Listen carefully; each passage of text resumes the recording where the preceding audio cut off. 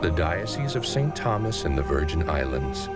The story of the faith in this region began with labors of missionary priests, was sustained and nurtured by early immigrants to the region, and carries on today through the devotion and commitment of priests, religious, and lay people.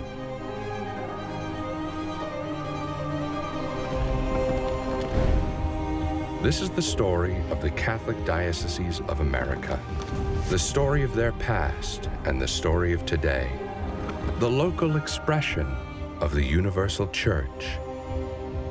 It's also the story of each diocese's mother church, the cathedral.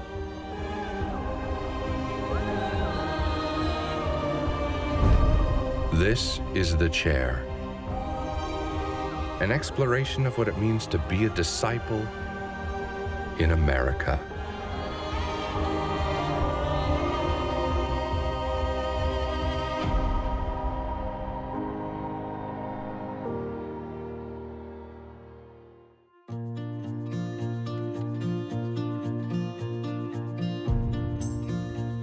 The U.S. Virgin Islands sit in the Lesser Antilles, just east of Puerto Rico.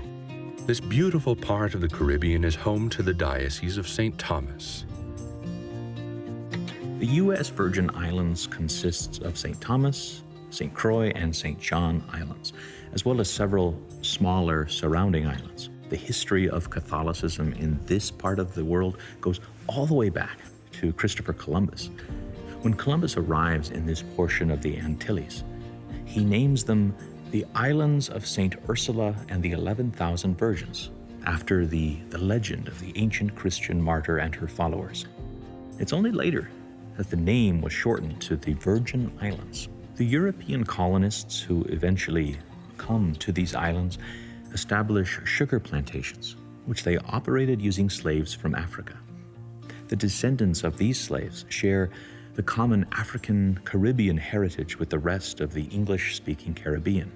Spain ceded their portion of these islands to the United States in 1898 after the Spanish-American War. In 1916 and 1917, Denmark sold the Danish Virgin Islands to the United States for $25 million in gold. In the early 1800s, Father Timothy O'Ryan, an Irish priest, channels his energy into building a parish for the small Catholic community on the island. He's enthusiastic, he's very zealous, and because of his efforts and his able to bring together the community, in 1844 they lay the cornerstone for the Church of St. Patrick's Parish, which takes 2 years to build. 150 years later, St. Patrick's still stands today. In 1848, when slaves on the island begin to revolt, Father O'Ryan is responsible for advocating for the emancipation and quelling of the revolt. When the governor frees all the slaves later that year, Father Timothy O'Ryan orders that the bells of St. Patrick ring in celebration. The first Redemptorist to arrive was Father Louis Dold, who arrived in 1858 to serve as the pastor of St. Peter and Paul Parish on St. Croix. A few years later, the American Redemptorists were replaced by Belgian Redemptorists. After the United States acquired the Virgin Islands, a new wave of American Redemptorists arrived on the islands in order to staff parishes and minister to the local Catholic population. The Redemptorists were the only priests who were ministering in the U.S. Virgin Islands, and the order would have a continuous presence as rectors of the cathedral parish all the way until 1989. St. Thomas was established as a prelature in 1960, and it was raised to a diocese in 1977. Prior to this, it had fallen under the jurisdiction of the Diocese of San Juan in Puerto Rico.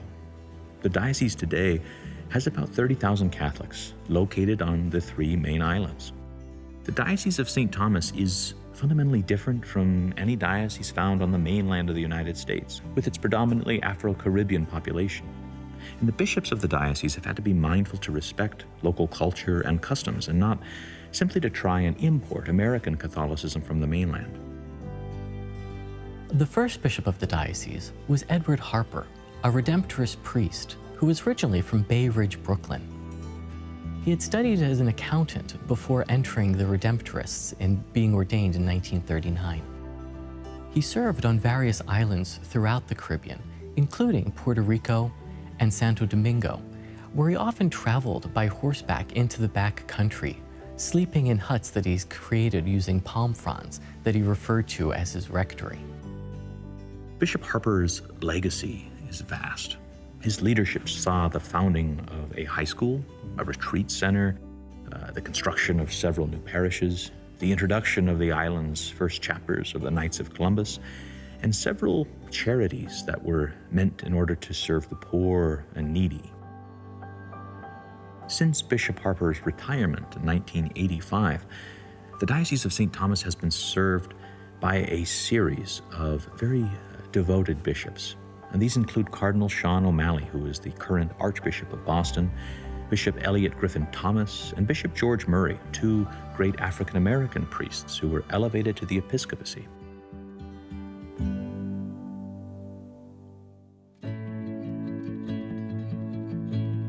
The Mother Church in the center of liturgical prayer for the diocese is the Cathedral of Saints Peter and Paul.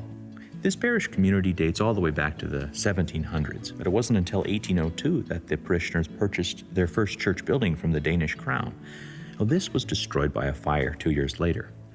The parish rebuilt on its current location in 1828, but now this structure too suffered a blow when a hurricane destroyed it 10 years later. The current cathedral building was finished and consecrated in 1848. So the facade of the building is organized by 4 pylons, which makes us think of the 4 Gospels, and 3 portals, which makes us think of the triune God.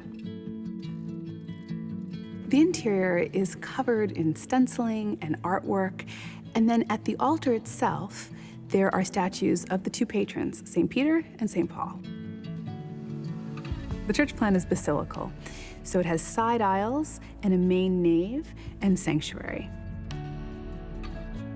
The arches of the nave are 3-point arches, so they have a wonderful little peak that brings our attention up. And then the ceiling is covered in really muted palette murals.